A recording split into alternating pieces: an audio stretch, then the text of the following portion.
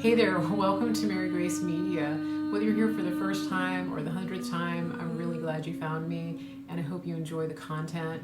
I'm just going to encourage you to jump right in, and if you do like it, make sure you subscribe, follow, share, leave comments, and go check out my website, marygracemedia.com.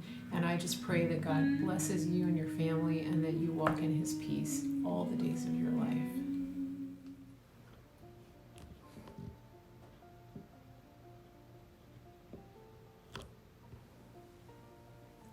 Good afternoon. Hello, everybody. Welcome. Welcome. You're on Mary Grace Media. This is Real Talk with Mary Grace. Hello, everybody. Hello. Oh, everybody's coming in fast. Welcome to everybody. Please invite followers. Please invite followers. And it's good to see everybody. Just seeing who's in here. Hey, Praying Medic. Thank you for coming in. I appreciate it. Good to see everybody. Hey, Christian. Hey, Todd. Denise.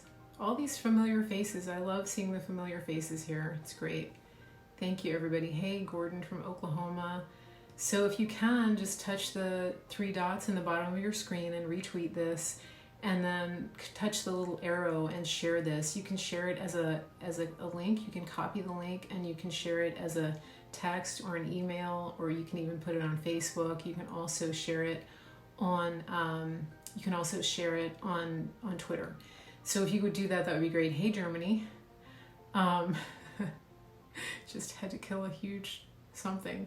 So here we go. This is going to be a great show today. I'm glad everybody's here.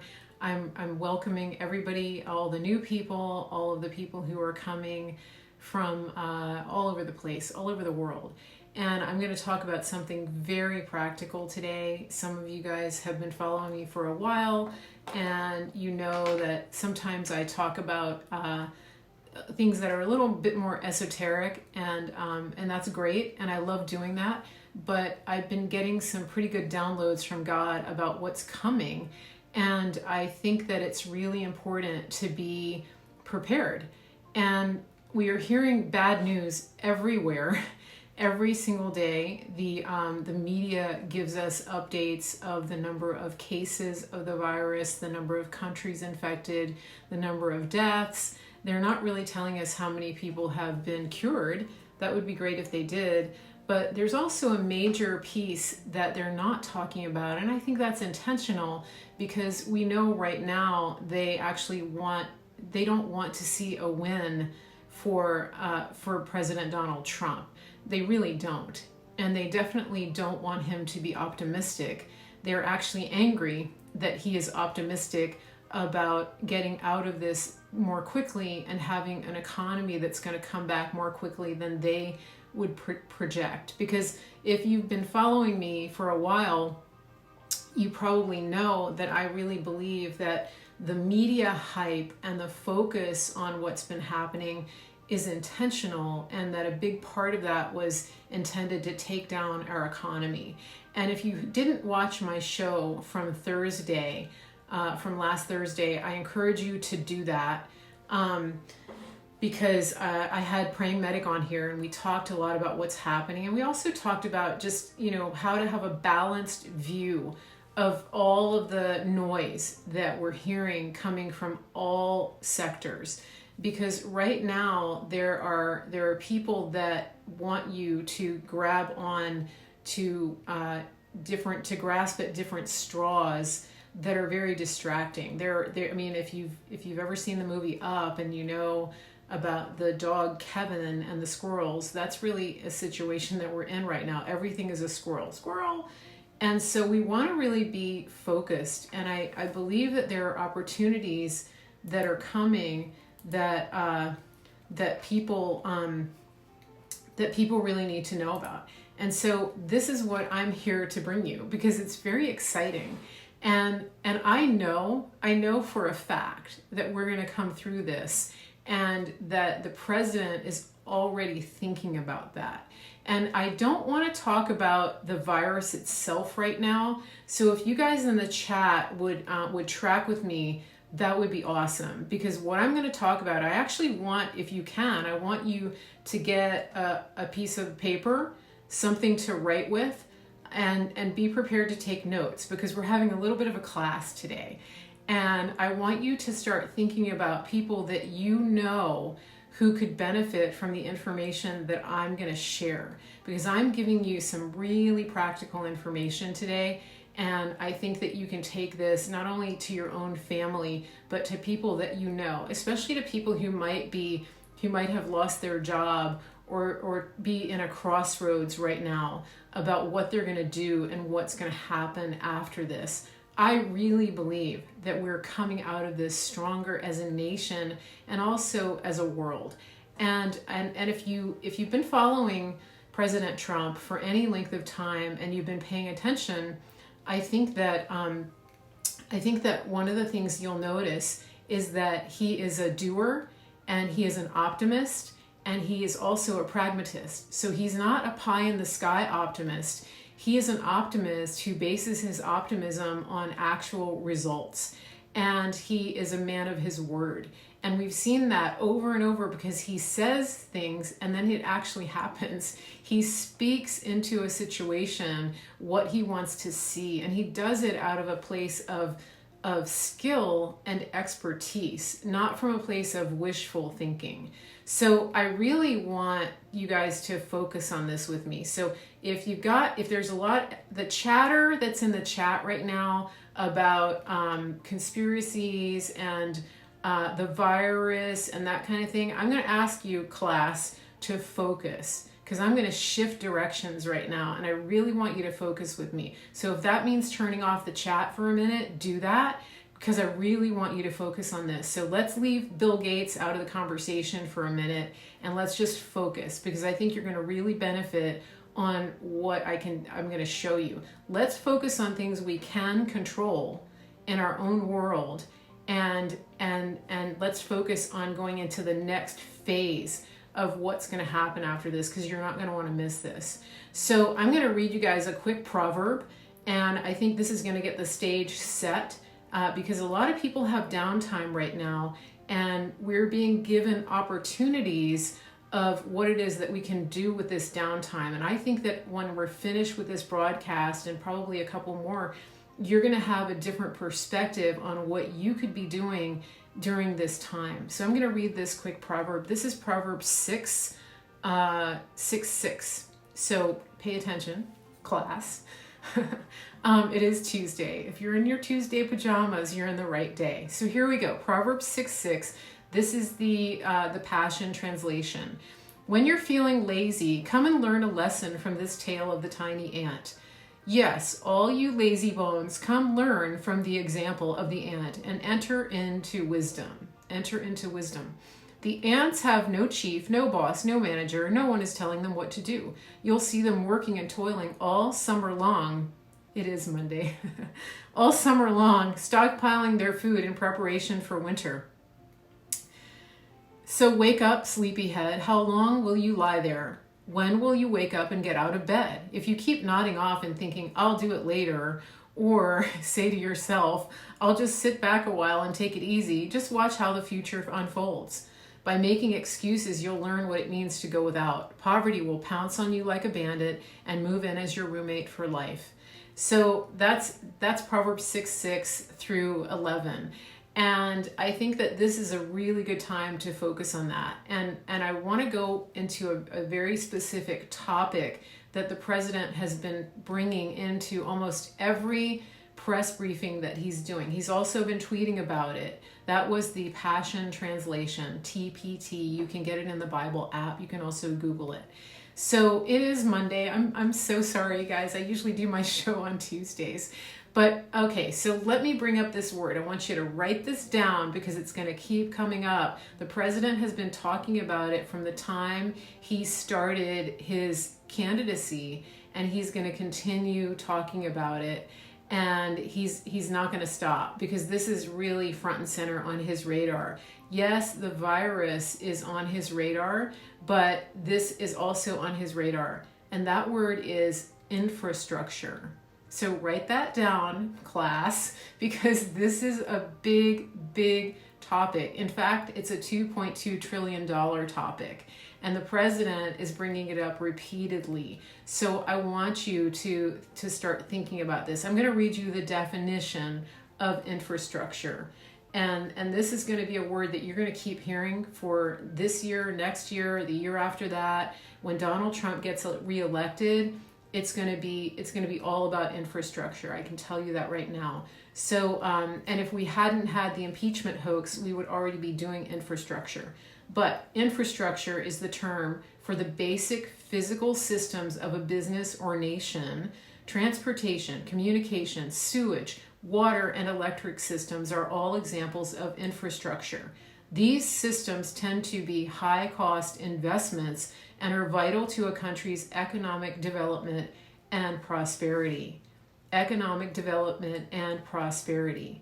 Those are essential. If you've ever traveled outside of the United States and you've been in a country like anywhere in Central America or Africa, you quickly come to realize that infrastructure is not the biggest priority financially in many of those countries.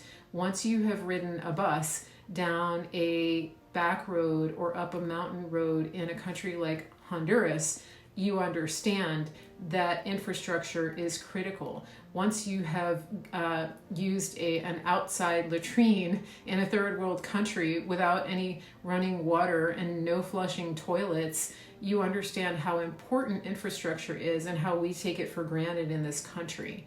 And so I want to talk about this, and I want to talk about the practical implications of what the president means when he talks about the infrastructure bill. Because I believe that the Lord is showing me that we are set for the biggest economic and building boom this country has ever seen. I'm going to say that again. We are set and poised for the biggest economic and building boom this country has ever seen. And so my question to you and to those of you who have children, those of you who have family members, those of you who are independent contractors, those of you who are skilled in certain areas, what are you doing right now to prepare for what the president is going to do with his infrastructure package? I'm going to tell you right now, he already has the money. Yes, I repeat that. He already has the money. The package that was passed in Congress for this coronavirus emergency relief goes up to $6 trillion. That includes infrastructure. So this is what I'm talking about. He does not have to go to Congress to fight for this money. So this is important. I really want you guys to understand the implications of this. So I'm going to go into some practical things right now. So infrastructure is the rebuilding of our country. Why do we need to rebuild our country? Well, we need to rebuild our country because it's falling apart, and it hasn't been, and the infrastructure has not been kept up to date. So let me find this one article that I was looking at. Sorry guys, hold on. I had it all ready. Where is it? No, don't want that. Here it is. Okay, sorry about that. So I did a little bit of research, and I'm gonna talk to you guys about what it is that infrastructure means from a practical standpoint. Because when we think about infrastructure, hey Donna, when we think about infrastructure, we think about roads, of course. We think about bridges, we think about stoplights, we think about maybe airports, but it's a lot more than that. And the jobs that are available in infrastructure are almost too many to count. And I'm going to give you some examples of that. So this is where I want you to take notes. The first thing I want you to do is write down this website. It's called burningglass.com, burning-glass.com. And this is a group that did research on infrastructure in 2018, because as you know, the president has been talking about infrastructure for years now. And so they did research based on the Bureau of Labor and Bureau of Labor statistics about different types of jobs in the infrastructure sector, and the gaps in skills and labor. It's burning-glass. And so this is good because they actually looked at the data. And one of the things that they found is that there are huge gaps in leadership in the infrastructure world because so many people who have the skills that it takes to work in infrastructure are retiring. A lot of them are boomers. And so a lot of them are leaving the industry. And so the field of play in infrastructure is wide open. Yes, that's right, burning-glass.com.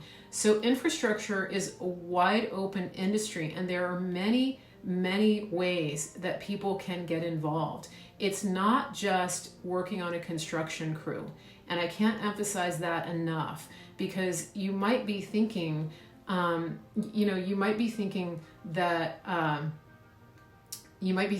well, I don't think I can operate equipment, or I'm not a carpenter, so this doesn't apply to me.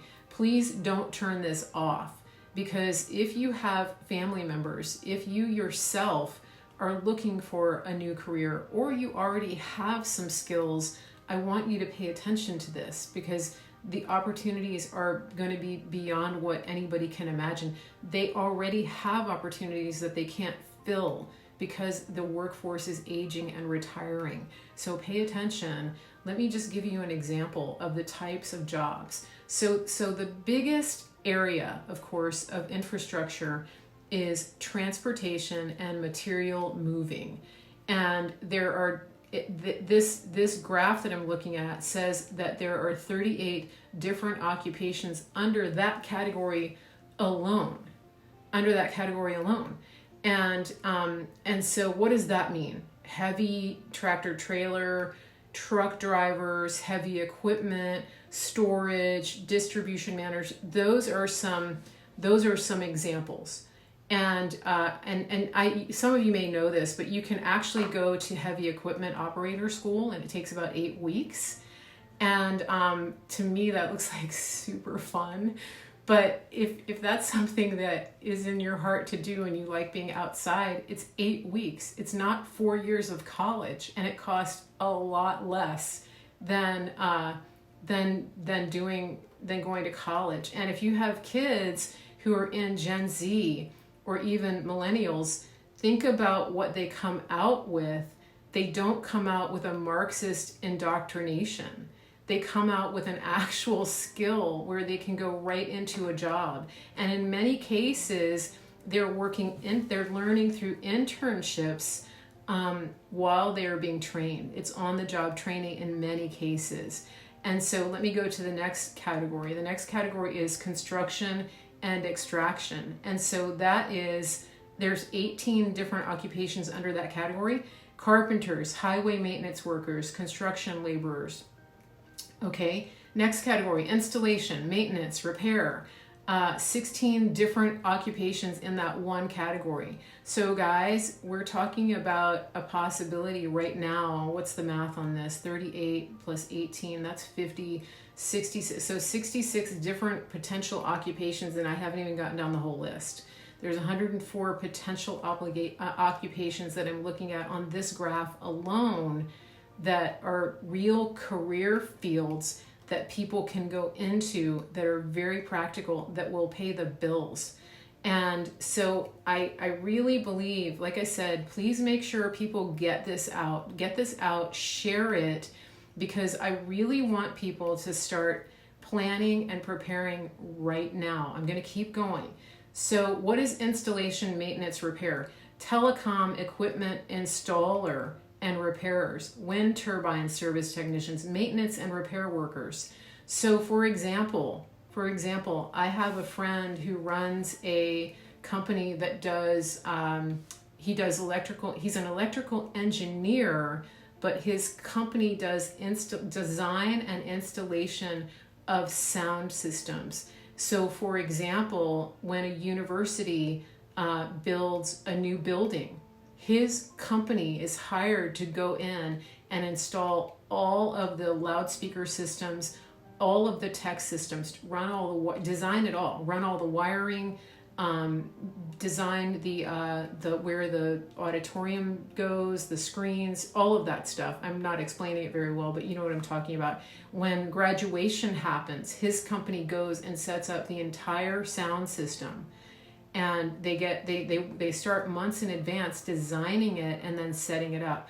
So think about, as we are looking at infrastructure, for example, one of the things that is being done, one of the things the president talks about is airports. Well, what is one of the primary things that you see in airports? They're loudspeakers, computer screens, Wi-Fi, all of that. There are companies that are hired to design and install all of that. That's part of infrastructure. And so if you're a person who has that kind of mentality, if you have a child that's in a STEM program, for example, that is really good with engineering and thinks in that way mathematically, this is a good potential career direction, right? Yeah, audio, video, lighting, all of that. That's really critical. And so let me keep going. So the next category is production, machinists, machine tool programmers, wastewater treatment system operators. Think about that. So we take it for granted. Where does your wastewater go? Who manages the reservoirs? Who manages waste treatment? Those are jobs that will be becoming more and more abundant when these infrastructure projects get going. Because guess what comes with infrastructure is also expanding the infrastructure within the neighborhoods surrounding infrastructure. Do you see what I'm saying? So there's a lot of information here, and I think that I'm gonna come back and give you more information because I don't want to overwhelm you. But I want people to start. I want the wheels to start turning, and I want people to start to really plan and prepare, because this is a time. You are being given a time to put seed in the ground. You're being given a reset time to go and find information, to do the research, to do the due diligence, whether it's for you, a child, a spouse, a family member, a friend, even a coworker. So this is an opportunity. People have been laid off from jobs they didn't even like. And in many cases, you're getting unemployment. I'm going to come to that in a few minutes. You have the luxury in some cases of being able to research and to do your due diligence. So let me go down this list. Okay, so then you've got architecture and engineering, and that's pretty self-explanatory. Civil engineers, electrical engineers, architectural and civil drafters. And so in some cases, a lot of these classes for that particular skill set, you can get a lot of those prerequisites at a community college. So you're not going into debt to go to a 4-year college. And for example, even if your child is still in high school, if they're showing aptitude, make sure that you get their program set to where they can start taking college classes in high school, because it doesn't cost you a dime out of pocket. That's what my niece did. She came out of high school with a full year of college under her belt, and now she's currently going to the community college, and she has a Pell Grant, so she hasn't spent a single dime out of pocket on college. She has a job that she's saving money while going to college. She worked all summer, stayed home, put money away, and this is what I'm telling you. We have so many opportunities. Somebody just mentioned industrial design. That's actually what my niece is looking at. She's already gotten into college. She could go to 4-year college to go to art school because she's really good with art, but she's thinking in practical terms, which would be industrial design. And that is designing things that, for example, like those weird tops that they made at Starbucks when they got rid of the straws. the sippy tops, that's industrial design. And so there is a world of possibility out there. And this is why I'm bringing you this information right now. So let's move on. So office and administrative support, I think that's pretty self-explanatory. One of the things that people don't realize, that means dispatchers.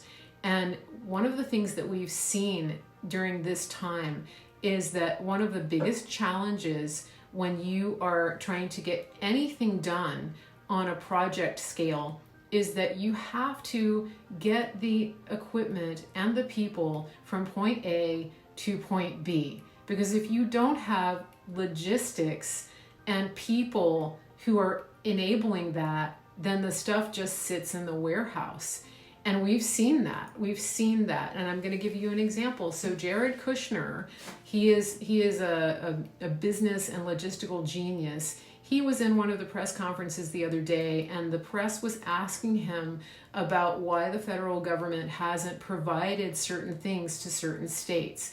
And he brought up the very important point, which is that in your state, if you have a governor or senators who have not been overseeing those types of things, if they have not been overseeing the supply chain and the logistics in that state, it means that you actually hired a bad manager to run your state. Because being a governor and being a manager, being a governor is being a manager. And so that is very, very critical. He's bringing up a really critical point, which is that there's a lot of skill involved in being a manager, and one of those skills is being able to understand and bring in good people who can handle logistics. So if you are the person, or you have a child who is the person who is always organizing everything, if you're that person that organizes the meals for the moms after they have a baby, then you're a logistics person. If you're the person that organizes the family vacation and gets everybody in the right place at the right time and organizes all of the communication chains that go with that, then you're a logistics person. You're a dispatcher, that kind of thing. So those are some things to think about, and we'll get into the nitty-gritty of this at another time, but I just want you to start thinking about the type of skills that you or people in your family might have that will come into the infrastructure packages that the president is talking about. It's not just building roads. There's so much more to it. When you go to a job site or you drive down the highway and you see people holding the stop signs or digging on the side of the road or something like that, that's a very small part of it. Most of that is labor, which is essential. But that is really about 1% of what it takes to run a job site and to run a project. And we have so many people who are connected in the MAGA movement who understand even more about this than what I'm saying. I'm really giving you the 30,000 foot up viewpoint. But again, I'm bringing you this message because it is really strong on my heart to do that. And I really want people to get to start thinking very practically about what you can do now. So let me move on. So computer and mathematical, that's network and computer system administrators, computer network architects. That's a big deal. Everything we're doing is running on computers. One of the things that people don't realize and understand, especially the media, is that Space Force has everything to do with protecting our communication systems. It's not about President Trump just wanting to play around and put rockets up in space. They didn't take him seriously, but it's critical to understand that our communication system, from the satellite level all the way down to the buried cable level, all of that is essential. And a lot of people don't realize this, and this goes back to what I mean when I say that the president is a man of his word. He talked about Space Force very, very early in his presidency, and the media laughed at him. And well, guess what? The Space Force is in full force, And the Space Force actually launched a rocket about 10 days ago, and they put satellites into space that give the United States the ability to hear pretty much everything on the whole globe. And so who's laughing now? Yeah, they're so busy trying to ask him gotcha questions in the press briefing that they're not paying attention to this. Yeah, so let me move on. So life, physical, and social science. So these are urban and regional planners, nuclear technicians, and then I already said the next one is business and finance. That's logistics. And so guys, that's just a small list. Maybe you were taking notes, maybe you weren't. The website again is burning-glass.com. And so you can go and take a look at that. It's a whole page of what they're talking about. And the name of this piece is called Ready to Build. Ready to Build, the State of Skills in the Infrastructure Workforce. And it was put out in December of 2018. So just a little over a year ago. And it really is good information. Thank you guys. And so they have all kinds of charts and graphs in here. Now, one of the things that I'm picking up from this as well, this is really important. What they did was they searched job databases as well, and they were looking for the types of skills and jobs that were listed, and they were also looking at the characteristics of the people that they wanted for these jobs. And one of the things that stood out a lot was they wanted people who had good communication skills, and they want people who have integrity, work ethic, and dependability. So if you have kids at home, Gen Z, this is what you want to be working on with your kids. Whether that means you get them doing a business from home, you teach them the work ethic that they need to show up and do a job. It's up to you as a parent. That's your job as a parent, to teach your children those skills.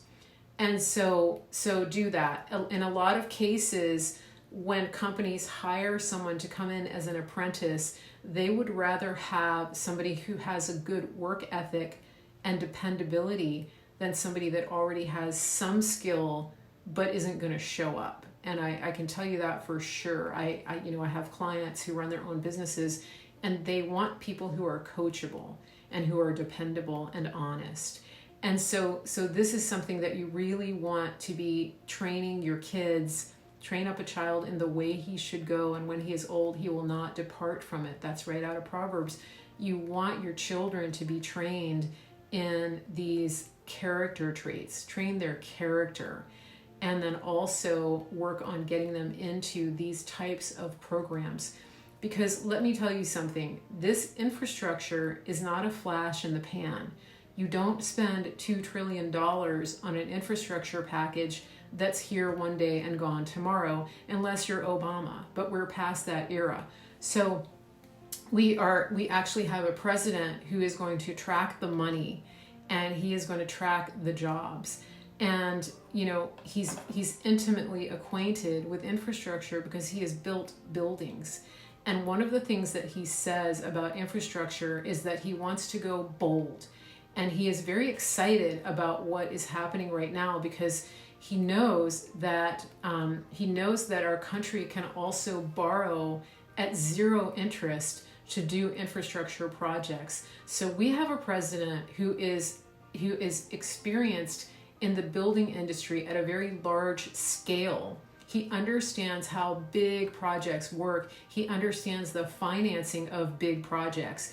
This is not a backyard shed we're talking about. We're talking about a man who has built skyscrapers in New York City. He's dealt with all of the red tape. He has dealt with all of it. He has a wall that has over 100 miles built, and he was able to accomplish that without Congress agreeing, because he used military budget to do it.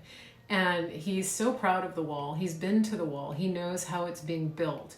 And so he is going to be so intimately involved in this. It's going to be really fun to watch, because one of the things that we're seeing about this president is that in so many ways, he's in his glory, but we haven't even seen the fullness of that yet, because we haven't seen him oversee the national infrastructure rebirth of this country. And that is just going to be amazing to watch. And so I want, as an American who has the opportunity for yourself or for your children or for your children's children even, the president is thinking generationally. And so imagine if you or your children or their children have an opportunity to take part in building and rebuilding this country and building the infrastructure. Imagine that. My grandfather was part of the Civil Conservation Corps during the Depression, and he actually was one of the people who took part in building parts of the Blue Ridge Parkway. And that's something, and that's in Virginia. That's something that is a point of pride for our family, because he helped build parts of our country that are still intact. And so this is an amazing time to be alive. The issue that we're dealing with now, this shutdown of the economy, is temporary, and I can't stress that enough. If you watch President Trump's press briefings, he says it over and over and over. We have to get our country back to work. Our country was not designed to shut down. And he talks about infrastructure in every briefing. Yesterday, he was talking about roads. He was talking about how these construction projects are not doing the roads properly. They're spending a lot of money to do something that could be done better and cheaper. And so that's the other thing. He's so good with money, and he understands the budgets. And so a $2 trillion project for any other executive would get about a quarter of the results. A $2 trillion project under the supervision of Donald Trump, and by extension also Jared Kushner and even Ivanka, because Ivanka was responsible for the renovation of the Trump International Hotel. I don't know if you guys know that, but a project of that scale that's under his supervision is going to get done ahead of schedule and under budget. And so we're going to get way more for our money. That's just what he did with the Jerusalem, with the embassy, the Israeli embassy, or the American embassy in Jerusalem. He got it done for a fraction of the cost. And so this is exciting. I want you guys to be excited, because we really are in a brief pause in our country, and there are so many opportunities that you can't even imagine. Somebody just said people who hated their jobs and got laid off, this is an opportunity. So what can you do from a practical standpoint right now? What can you do? Okay, so Mary Grace, it's one thing to talk about how great this infrastructure package is going to be. Awesome, great, I'm excited. But what can I do? What can I as a parent do? What can I as a potential college student do? What can I as an independent contractor do? What can I do as somebody that's willing and ready to go to work, or has children or family members that I'm trying to help get into the workforce? Well, here's a couple of things you can do. I want to talk to independent contractors first, because a lot of people don't know this. If you have a skill as an independent contractor, for example, electrician, plumber, sheet metal, roofing, things like that, the first thing I want you to do, if you filed taxes in 2018 or 2019 as an independent contractor or an LLC or a sole proprietor, the very first thing I want you to do is go on the SBA.gov website and apply for the stimulus emergency money, which is up to $10,000 in money that will get deposited to your bank account within 3 days if you had taxes filed. Let me just find the website. A lot of people think that the stimulus money is just for brick and mortar business owners. It's not. It's for independent contractors too. So when you go on that website, in SBA.gov, somebody put that in the chat. There's a whole section for right in the front. It says coronavirus small business guidance and loans, and then you click on learn more. And so the thing that you want to do is you want to click on coronavirus funding, and it gives you options. So the thing that you want to choose is EIDL loan advance, and that is I can't remember what it's. So it's economic relief. So this loan advance will provide up to $10,000 of economic relief to businesses that are currently experiencing temporary difficulties. That includes independent contractors. I have talked to the SBA on the phone, and if you have information on file from your tax filings from 2018 or 2019, this money up to $10,000 will be deposited into your account within 3 business days. So as an independent contractor, that's what I would do. I would also encourage you to apply for the special emergency unemployment that is also available for people who are working in the gig economy, for people who are independent contractors, for people who have worked in restaurants, who've worked for tips or things like that. Depending on your state, they may or may not already have that function available at your unemployment office. Keep checking, because for example, in Virginia, I looked it up, they don't have that function ready yet.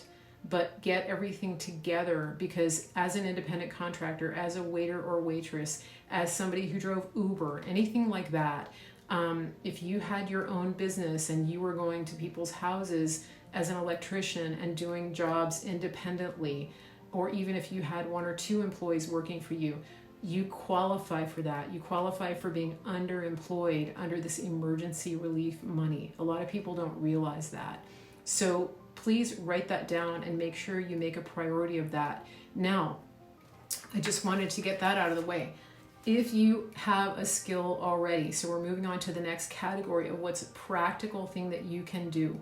If you already have some skill level as a carpenter, electrician, plumber, heavy equipment operator, anything like that, if you are in the category of somebody who has let your license expire, if you are working toward finishing your licensing or certifications, if you have a certain number of hours already and you just haven't taken that test.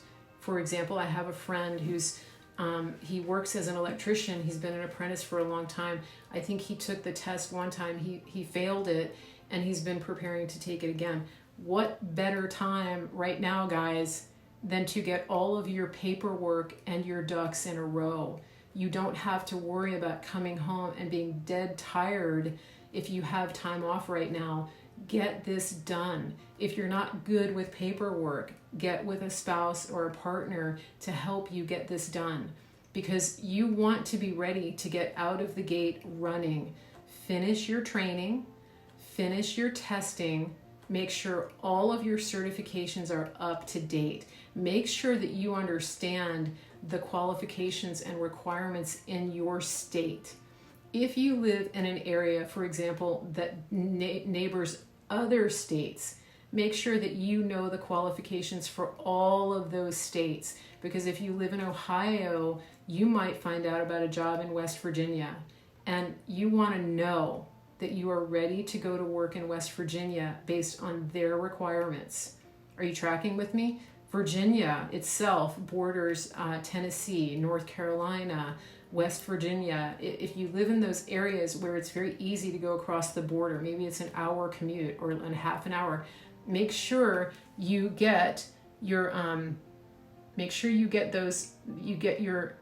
do your due diligence and get those certifications in place. You are being given free time right now. I can't emphasize this enough.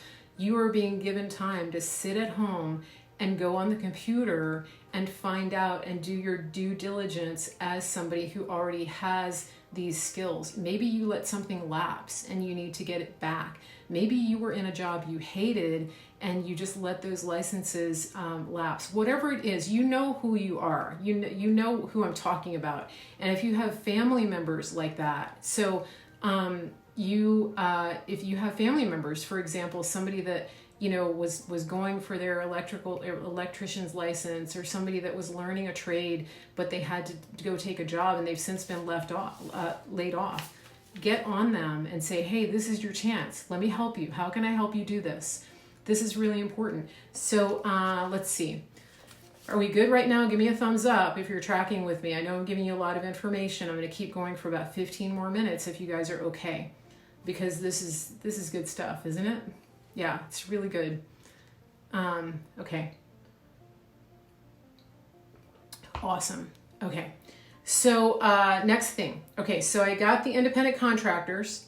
If you already know, if you can apply for that SBA Emergency Advance, EIDL loan advance, get your certifications up to date. And guys, this includes people who do things like accounting and bookkeeping as well, because you are going to be needed. They need you. These companies are going to need you.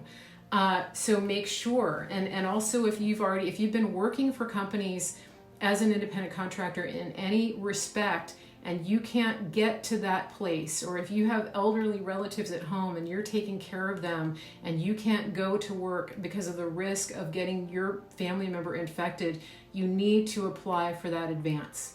This is no time to stand on principle and pride. The president wants you to thrive.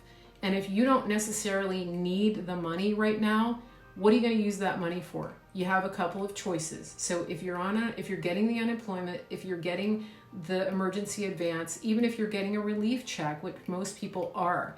I see people online saying, I'm going to use my check to buy a TV. I'm going to use my check to buy this. So stop. Don't do that. Okay? I just talked about getting your licensing, getting the testing done, getting whatever it is you need to do, getting the training. Put that money toward your future. Invest in the training. Invest in the licensing. Invest in the test. Whatever it is you need to do to get the skills to get ready to go into these jobs, make sure you do it. In some cases, it may be that you couldn't get the jobs you needed before because you didn't have enough tools. I know that in carpentry, for example, a lot of times you have to bring your own tools to the job site. So think about that. Think about how you can best invest in your future or your child's future, or even you may have a family member that you want to invest in. But just think about that. Not everybody can do that because some people do need to spend it on the bills. I get that. I'm just saying, really think about how you are going to steward what you are being given right now, because this is an opportunity that isn't going to come just every year or with every president. And so our president is taking what is a really bad situation on many fronts, and he's giving people, it's an opportunity. He's not shutting down the country. That wasn't his idea.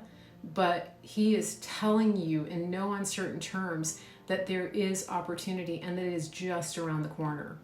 So don't be discouraged by the fact that it takes a certain amount of time to learn a trade, because like I said, a lot of these trades you come in as an apprentice, so you're actually getting paid to learn on the job. So for example, some trades take 5,000 hours of work, which is just over 2 years. That's still less than a college degree, and you're getting paid at the same time. If you don't have bank accounts, the first thing that I recommend is that you file your taxes and you get a bank account on file. The other thing that you can do is, as soon as the IRS has the website up for people to enter their banking information to get their stimulus check, you can put your banking information. If you don't have a bank account, I recommend that you set one up like today. Go to your local credit union, go online to allybank.com. There are a number of places where you can set up a checking account online, but start somewhere because you need somewhere to deposit that money. And as an independent contractor, you do not have to have a business bank account. It helps, but it's not essential. So that would be the first step. If you don't have a bank account at all, that would be the first thing that I would recommend. So, okay, let me move on. How are we doing here, guys? Sorry, Instablock. Okay. Had some good blocks today. Thanks, Millie. Okay, let me just see. So, okay, now I just want to go over. I want to reiterate. Here's the steps that I recommend taking. Okay, so the first thing is, don't spend your money. Just put that money to the side. If you haven't made a decision yet about how you're going to invest in yourself, the very first thing I would say is just resolve that you are going to save, that you're going to get this loan advance if you are already an independent contractor. If you're not, that's okay. I'm just speaking to the independent contractors. But just resolve to put some of that money to the side. But do your due diligence. So the first step would be to identify the opportunities and the industries. And so part of that for you as an individual is to identify your own strengths and weaknesses. So if you're the kid that could never sit still in school and you were always fidgeting and you couldn't wait for recess and you really love Legos, or you're always tinkering with cars and bikes and things like that, doesn't matter what your gender, nationality, anything like that, it doesn't matter. If you're that person who's very hands-on, think about the things like, heavy equipment operator, carpenter, plumber, sheet metal installer, things like that. Sheet metal is like when they put in the duct work for the HVAC, things like that. Think about that. If you're the person, like I said, that's always organizing all of the meals for the neighborhood when somebody has a baby or gets sick, you're more like the logistics person. So start thinking about your strengths and weaknesses. There are different online tests that you can do. I think one is called, what's that one, Millie? Is it called DISC assessment? DISC? There's different things you can do, but start thinking about that. I'm going to come back to ADHD in just a second. Remind me. And so think about that, and then go on that website I showed you and start looking at those different types of jobs in the infrastructure industry, and then start thinking about, so what would I be most suited for? And then once you identify that, I would also encourage you, hey Norm, to start identifying secondary industries that would come out of that. What do I mean by that? So maybe you don't want to go directly into the infrastructure world. Maybe you can identify a need that comes out of that. What do I mean?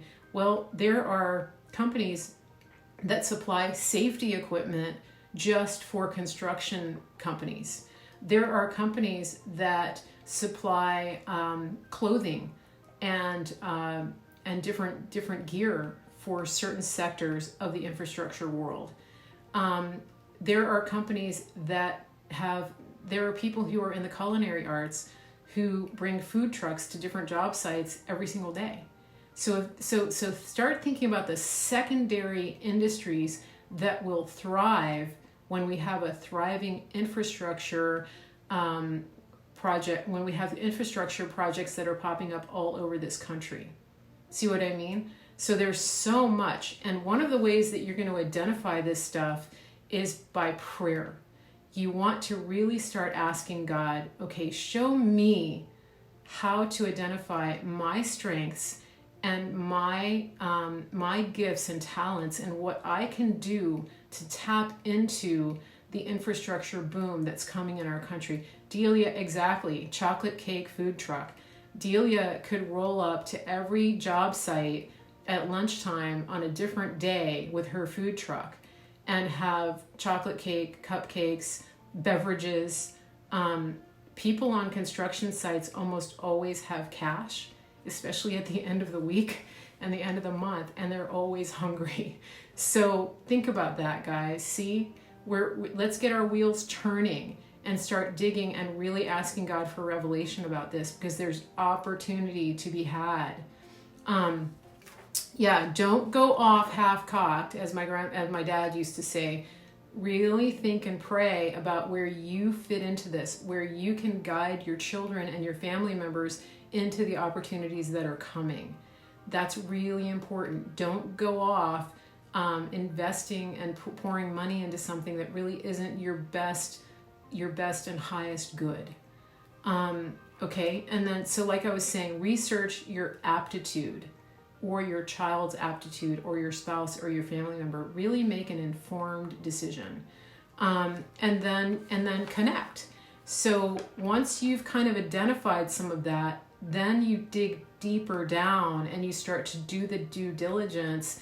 And for example, if you think that you're going to run a food truck, you have to think about where you have to do a market survey, do market research, come up with a business plan to see if it's really practical for you to do that. So Delia, for example, she lives in an area that might have enough population density that a food truck would make sense, but she could go to SBA, to a local SBA chapter, and actually get some counseling and work with an SBA officer to help her, and she could probably get a loan because she's a woman, and they actually have specific loans for woman-owned businesses, things like that. So guys, let's start thinking not only within the context of infrastructure, but also outside the box. This is the time to do your research. Just make sure that you do your due diligence. Don't go off into 800 different directions, wasting time and money. And so you want to know, like, if I'm going to go into a very specific trade, is it union dominated? Is the union in my area run by a very specific group of people? That kind of thing. So for example, I have a friend who's a nurse in California, and it's very hard to get into nursing. It's hard to get into nursing there because the skilled nursing, especially in nursing homes, is dominated by a very specific demographic of people. It's almost like a mafia. And so you have to that's where doing your due diligence comes in. And so, for example, if you want to get into carpentry and you don't know how to do it, go hang out at the Home Depot and look at all the people that come in the Home Depot, even get a job at Home Depot, and start making friends with those people. And start asking, ask the questions. So there's a whole bunch of very specific things you could do to start doing your due diligence. This is where, and I'm really, I don't know, my wheels are always turning, and I'm pretty good at figuring out, unconventional ways to get information. But I think that's just because I pray a lot, and God gives me the ability to see those things.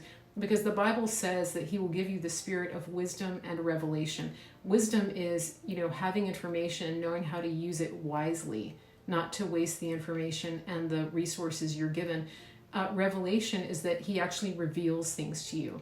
So look over here, not over here, for example. Because he wants you to prosper. The Lord wants you to prosper. He wants your family to prosper. He wants generations after you to prosper. And so as you seek him and as you ask him to give you wisdom and revelation and direction, he's going to do that. And then also make sure that you're seeking wise counsel. And that's why I recommended, for example, going, if you have a business plan, take it to the SBA, show them and say, here's what I want to do. Is this practical? Do market surveys on the area that you're in, because the last thing you want is to invest in a business to take advantage of the infrastructure boom and to find out that it's completely saturated, or that there's a certain, that the barrier of entry is way too high for that specific thing that you want to do. There's all kinds of things you can find out. But those are just some practical things. Let me just look at my list again. How are we doing? How's everybody doing? I just downloaded a whole bunch of information to you guys. Okay, I want to get back to the ADD thing, but I want to say one thing. Those of you who are new to my broadcast, those of you who haven't watched me before, welcome. I'm Mary Grace. One of the things that I know about myself and that I've seen over the years is that I tend to recognize trends. I tend to be a bit visionary. I'm really good at seeing things from 30,000 feet up, and I'm good at communicating that. And for example, when when cell phones first came out, I was one of the first people to have one. I had one in my car. People thought it was crazy. I had the little cigarette lighter plug-in thing, right? All that. That kind of thing. When windsurfing first came out, I was one of the very first people to learn and teach windsurfing. I went to the Outer Banks. I got a job with a company that was a Mistral high wind test center. Nobody knew what windsurfing was. And I went down there and learned from the ground up and started doing that and teaching it. So I tend to be able to identify trends and identify what is coming. And I really do believe that what I'm telling you right now is from God. I believe that God is showing me and giving me the ability to articulate and communicate for you what it is that is going to be huge opportunities, and to be able to take this time to invest in yourself, in your family, in your children, to get them positioned for success.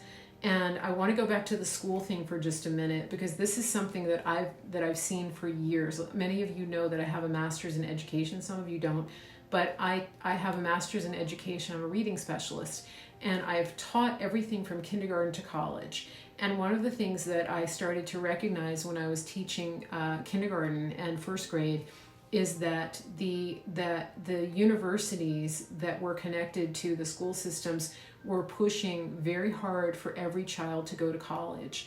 And at that time, I could see that it was disastrous, that I could see the writing on the wall. And I expressed my concerns even then, because I had children who were very diverse. I had kids who, like I described, who were very kinesthetic, who loved building, who loved moving, who loved to be outdoors, who could fix anything. I had kids who could organize the whole classroom. There were so many different personalities and aptitudes. And what ended up happening most of the time with the kids who are very kinesthetically oriented, kinesthetic is physical movement, those kids were most often put on ADD medication. And I really fought against that, because I didn't believe that was the issue. I believe that they actually needed to have something physical. They needed to have a project or a task to focus their attention. But it didn't always happen that way. And then what we saw happen was that the school systems became these college factories, and the colleges started getting federal money to take kids in. And so we had kids who were, the millennials, were pushed into a college track. The trades went away altogether. And people stopped having wood shop, they stopped having auto shop, they stopped having vocational and technical training, and so we started pushing all of these kids into college, and the colleges would take them gladly because they were getting federal money, and so we are being given, and so we lost an entire segment of society to the Marxist indoctrination of colleges, and they came out so far in debt with zero skills. That's what we're seeing right now. We have a chance to right this wrong. We have a chance to fix this. We have a chance with Gen Z. I call them the hero generation, the Zoomers. They see what's happened to the millennials, and they don't want it. Trust me, they don't. But we as my generation, millennials who already have kids, this is an opportunity. This is an opportunity to take back your child's education, to take back our future as a country. Because one of the things that we have seen during this crisis is that the people who are actually keeping the country going are the people who work in the trades. the people who are delivering the food, the people who are delivering the goods, the people who are in the military who are handling all of the logistics of getting product from point A to point B. And it's interesting because those are the very people that the media absolutely loves to hate on. The people in the military are the people that the media calls the uneducated white men, because they don't have a college education, because because they've learned invaluable skills that keep our lives running. Although I just have to say, guys, I don't really understand why hair, nails, and skin is not an essential service. I'm just going to put that out there right now, because if you're like me, I don't know if I can wait till June to get my hair done. But anyway, but you see what I'm saying? So there's so much, there's so many things that we can do right now. There's so many opportunities that we have. And I just can't stress that enough, that we really have an opportunity right now to grab this situation and to go with it. Okay, I'm going to read some of your comments. Yeah, so many diplomas today aren't worth the paper they're written on. Exactly. Yeah, nails a disaster. I know. Well, you know, my stepfather is 82 and he has diabetes, and so Jordan, you're late. You might need to go back and read the beginning, listen to the beginning. So it explains everything. But, you know, he has diabetes, and so it's really important that his nails are taken care of. And he can't go. They go to the nail salon once, like my mother has arthritis, so they go once a month or every 6 weeks, and they can't go. And with somebody with diabetes, it's really important that they have their feet checked and taken care of. Some of you guys know that.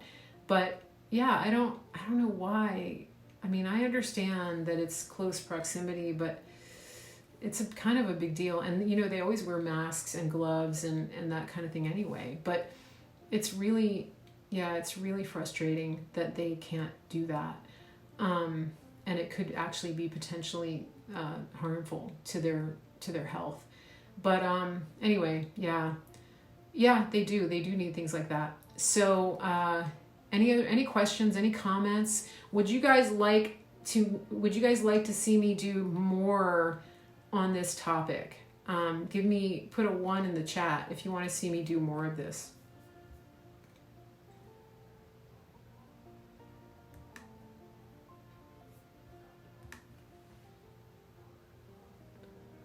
Yes. Okay, good. Your hairdresser built her shop in the backyard. You know what? I would pay money for a hairdresser to come to my place, or a nail person. So if there's anybody in Central Virginia watching this, hit me up. Yeah, I think my hair is okay right now, but June, I don't know. Okay. So in the comments, tell me so far what has been valuable that I've talked about. What's been the most valuable thing that I brought to your attention today? Is Norm still in here? Norm, if you're here, say hello. Unless you're driving, don't chat. Hey Jen, don't touch it yourself. No, girl, I'm not doing that. SBA assistance. Okay, good. Hey, if anybody has trouble with the SBA stuff, email me, info@marygracemedia.com, and I will help you. Anybody can work in infrastructure. My daughter has to wait to get her braces off. Rethinking the way we look at work opportunities. Okay, good.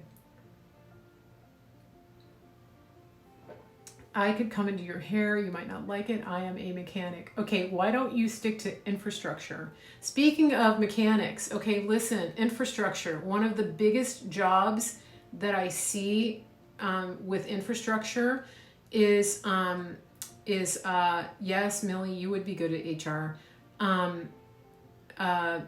Is diesel mechanics. Guys, all that heavy equipment out there, all of that heavy equipment, And airplane mechanics, that's another one. But all that heavy equipment needs diesel mechanics. It's all diesel. And then the other one I saw was airplane mechanics. Yeah, exactly. Here's a list of some of the things too that I saw that kept popping up. And see, here's the other thing, guys. So when you look at the salaries for some of these jobs, it might not be a 6-figure salary right off the bat, but here's the thing. You don't have school loans. And depending on where you live, this is a very livable income, and you're able to save money and buy a house. So think about that. You know, you don't have to live in a big city to be able to get these kinds of jobs. So, so the big ones, you applied for SBA a week ago. That's not unusual that you haven't heard. Just hang in there. I have tradespeople say their siblings are still paying off their debt. Is that from going to trade school? Because maybe they went into a program. I guess it depends on the circumstances. I think it depends.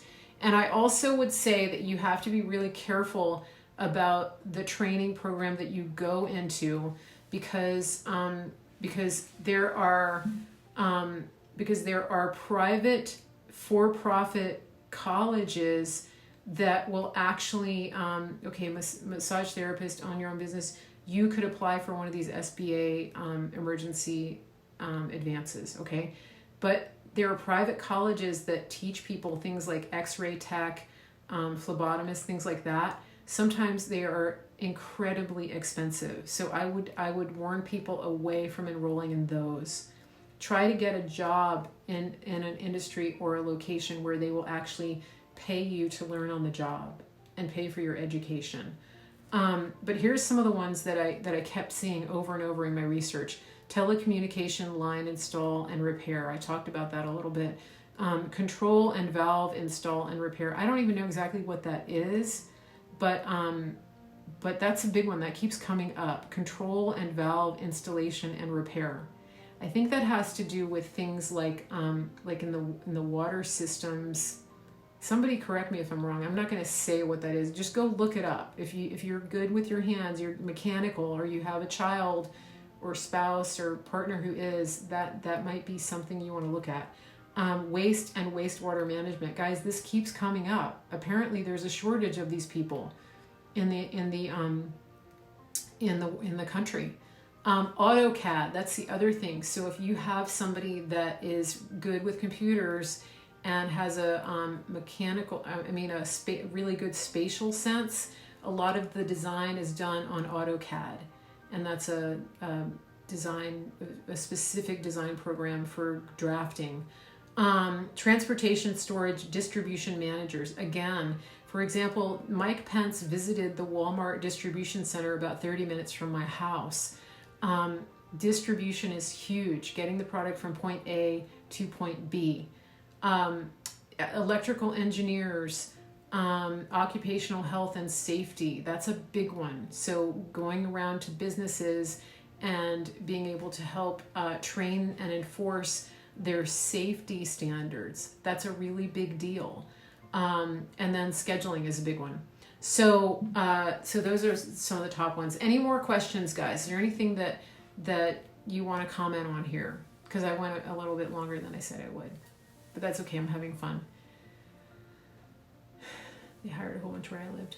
And in the meantime, supply chain management. Okay, yeah. Okay, and by the way, I'm not saying work for OSHA, but I'm saying that there are people whose job it is to interpret what OSHA requires, right? Here's the other thing. Military. Okay, if you have a kid that is not college bound, or you yourself are not college bound, the military is a really good option for a lot of people, because they give you job training, they give you leadership training.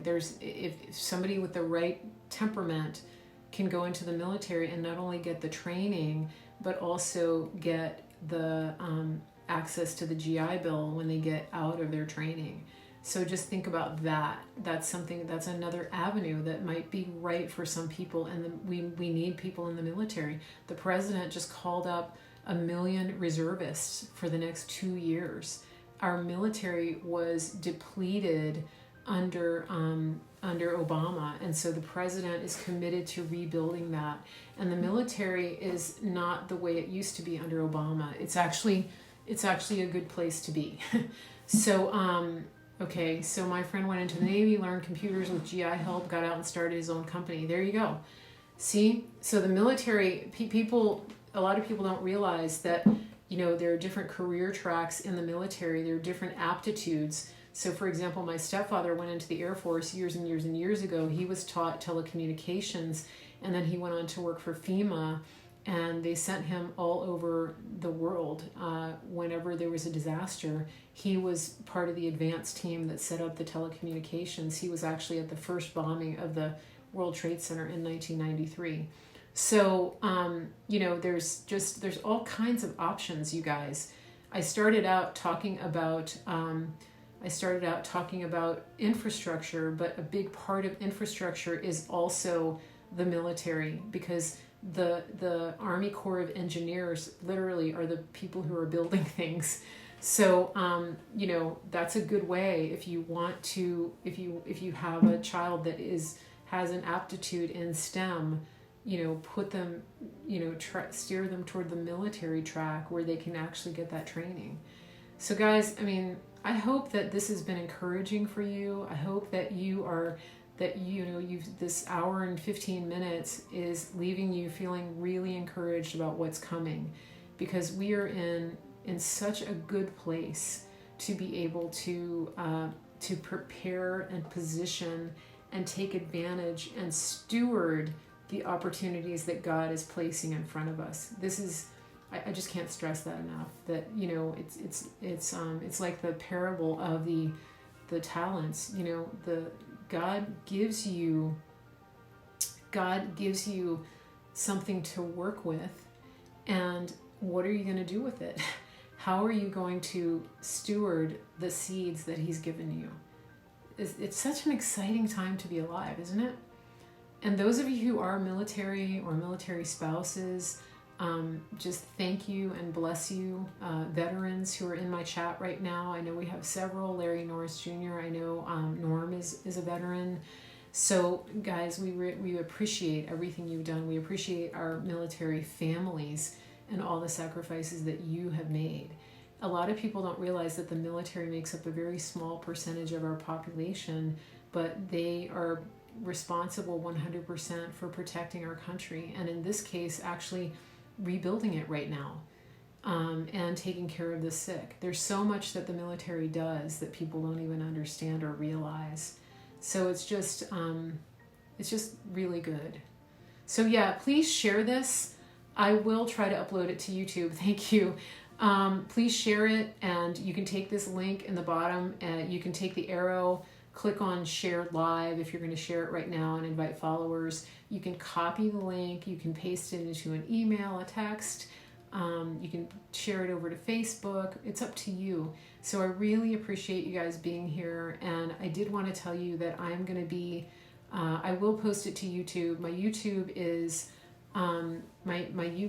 Mary Grace Media, and it's Mary Grace Media, and you can also go to marygracemedia.com, and you can click on any of my social media links, but I would love it if you would subscribe to my YouTube channel, Mary Grace Media, and then go over there and like the videos and comment. I keep forgetting to ask people. Let's see, the last thing too, some people do ask me how they can support my work and the research that I do. You can go to my website, marygracemedia.com. You can click on support. You can also click the link in my Twitter profile and do that if you want to. Not required, but always appreciated. And I will be back doing another broadcast Thursday, this coming Thursday. I know I said today was Tuesday, but it's Monday. I normally broadcast on Tuesdays and Thursdays, but I have a conflict tomorrow. So I'm here today, that's why. So Tuesday and Thursday, I do a music show on Sunday nights called Grace Notes.